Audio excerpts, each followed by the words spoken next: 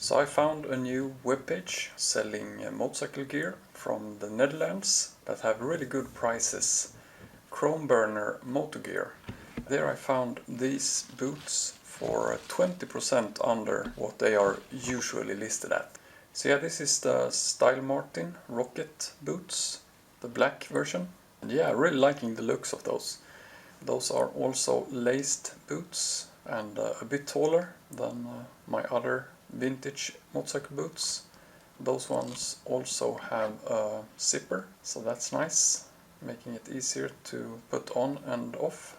Stylmartin's logo on the ankle protection, and also on the buckle here you can see Stylmartin, also down on the laces and also on the buckle itself.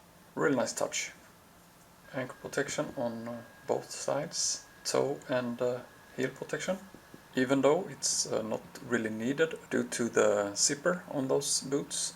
I have put lock laces on those boots as well, due to the safety aspect of laces get undone and get tangled.